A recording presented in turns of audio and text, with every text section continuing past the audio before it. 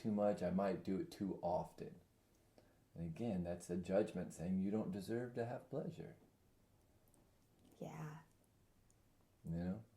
I don't deserve to be happy every day. Right. And then at the same time, all we seek is happiness. And we want fulfillment in, then we seek, we look for it in material things. If only I had this, if only I had that, then I would be happy. When really, you could be happy right now. You just aren't letting yourself because you feel so guilty when you are. Right. And even inside of that, I will be happy when I have X, Y, and Z. Yeah. That is a judgment. Right. That is a judgment in and of itself.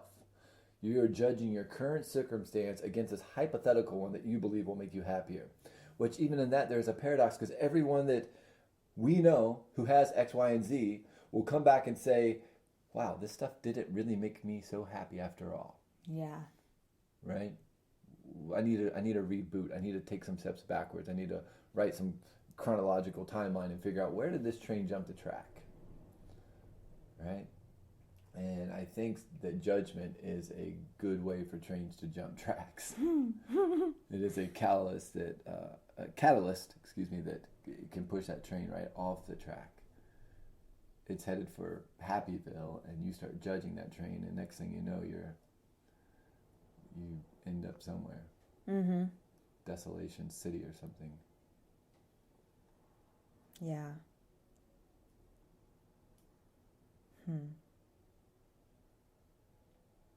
So ultimately what I hear you saying is it comes down to, I'm not good enough to be happy.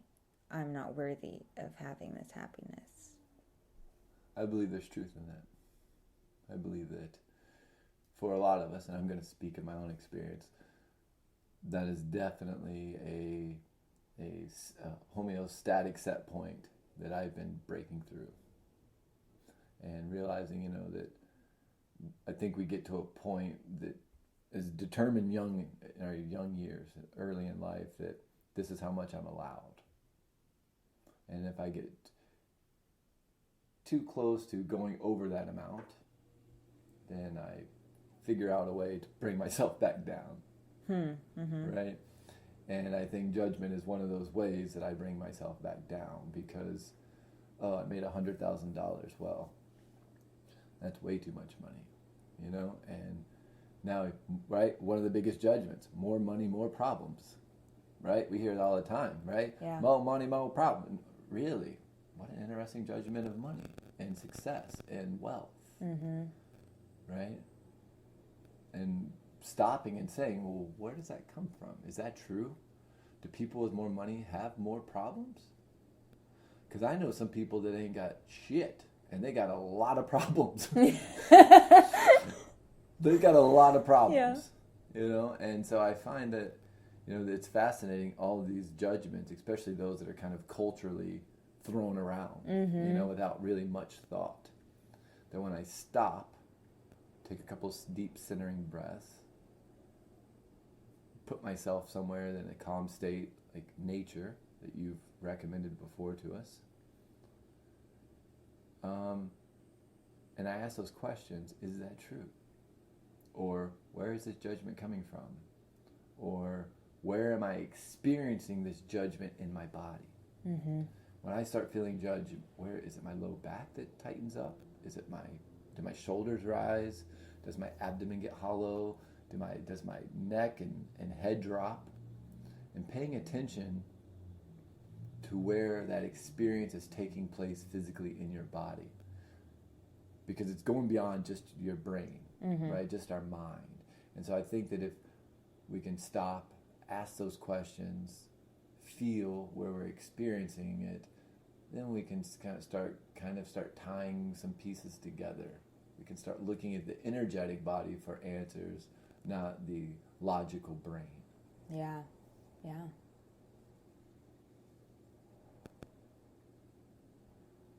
Where do you normally feel judgment in your body? Or is it different? It's different. I think different topics that I'm judging.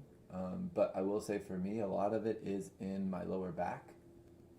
When I start having some, I'd say it's a lot of my sacral chakra.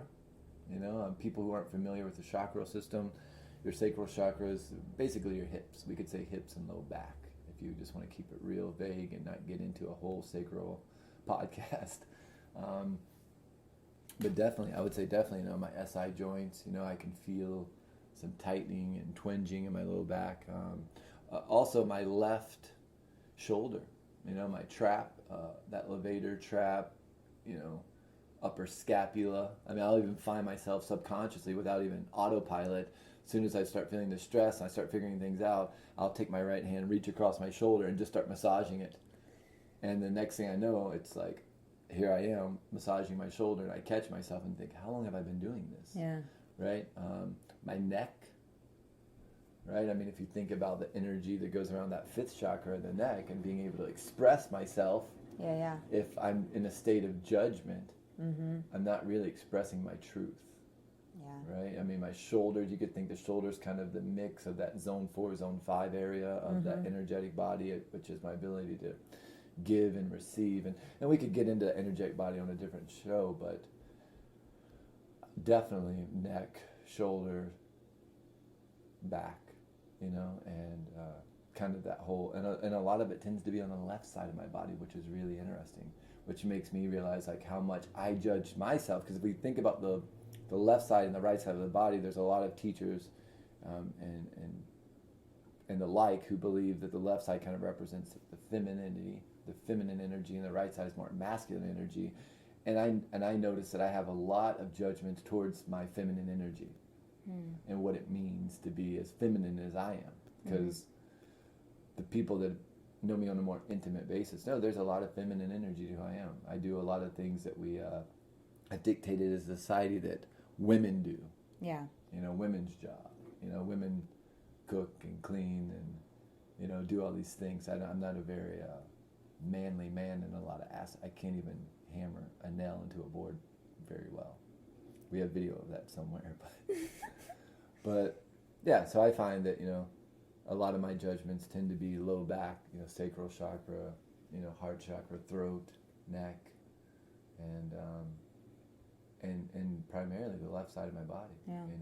So how does that help you when you're in the, listening to that voice of judgment, and then you feel it in your body, wherever it is, be it your shoulder or your low back? Right. How does that help you? How do you use that to help yourself?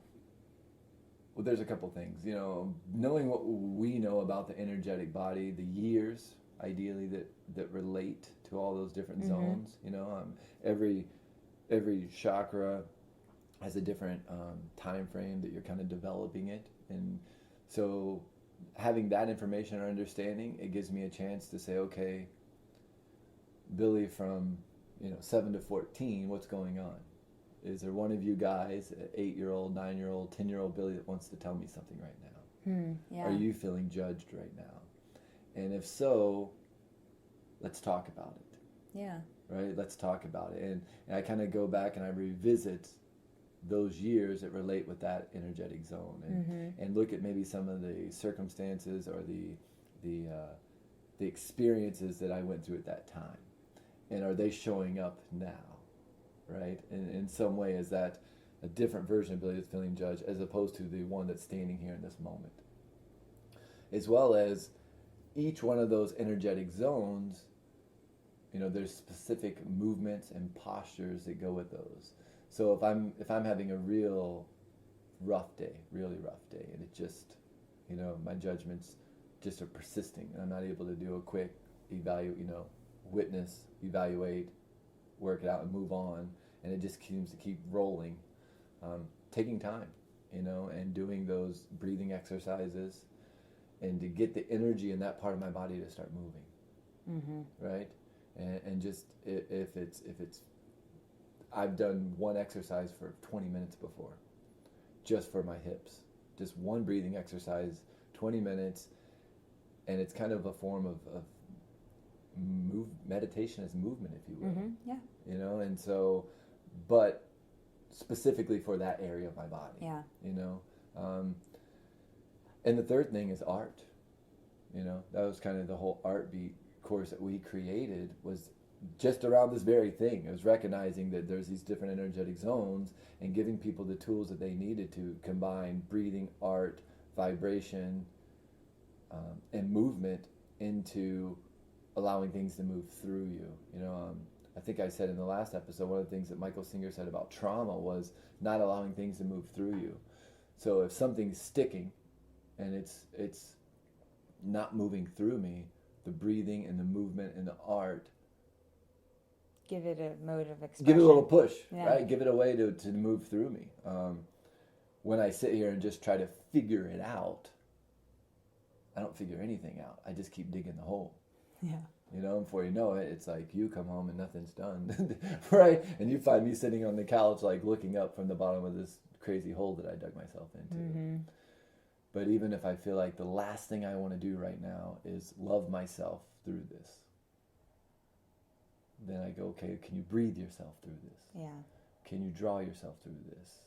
Can you move yourself through this?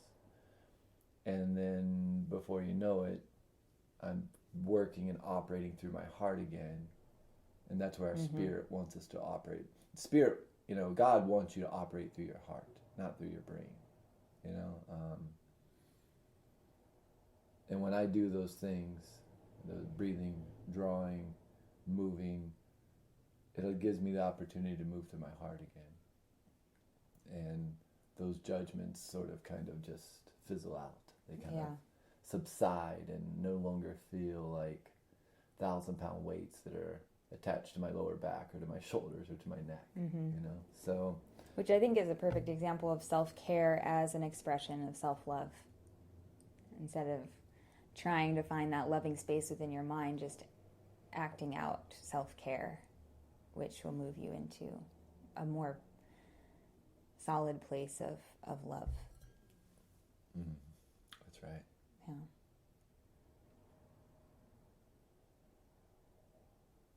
Are we done? I think so. That was really good. I really enjoyed that. I really did too. Thank you for being here with me today at our little table and our little place. Thank you. With our little sleeping cat right next to us. I know. I wish you guys could see her. She looks so cute and snuggly right now by the Christmas tree. Pets. That should just be a whole podcast in and of itself. Yeah. Why do we do this to ourselves? We could do one on the life of Maybelline. Buddha's so upset right now. He's like, you're attached. Have you learned nothing? You're so attached to your cat. It's ridiculous. I don't think that Buddha is attached to our attachment. But my ego is attached to having him be attached, right? Yeah. My ego thinks everybody's attached to me, right? It's all about me, baby. Yeah. And that sometimes is a good thing because it's helped me survive, right? Yeah. And so I'm going to love my ego as much as I love my non-ego. Yeah. So that's it, guys. We're going to stop there. And what we would like you to do is we're going to be breaking down or taking down our Line Facebook page in the next week or so here. Facebook will not allow us just to simply change the name. I had to fill out an appeal, and it's ridiculous. It's like really like it's that big of a deal for us to change the name of our Facebook page. So I'm just going to get rid of it. Sometimes I think, the best thing to do is when you're starting new is just to start fresh. And just cut the anchor and let it go, So at some point this week, we're going to get rid of our Line page, and we are going to operate solely from our Hawk and the Hummingbird page, which I created. So go on Facebook, the Hawk and the Hummingbird, like and follow our page. Go into Spreaker and follow us. I know they make you jump through a couple of hoops and set up an account. But we would love to have more followers. We got a lot of listeners. We didn't get a lot of followers. Come on, my ego needs it. My ego's over here screaming, follow me. I will lead you, right? Until, it's so cute. Ego, you're so cute. Right? But more than anything, just consider. Consider the words that we're sharing. Consider the message. Consider how are you judging yourself. And realize those judgments aren't you. Yeah. You're so much bigger than your judgments of yourself and the perceived judgments you're putting on other people about you. And so just remember that, and don't be afraid to stop, have a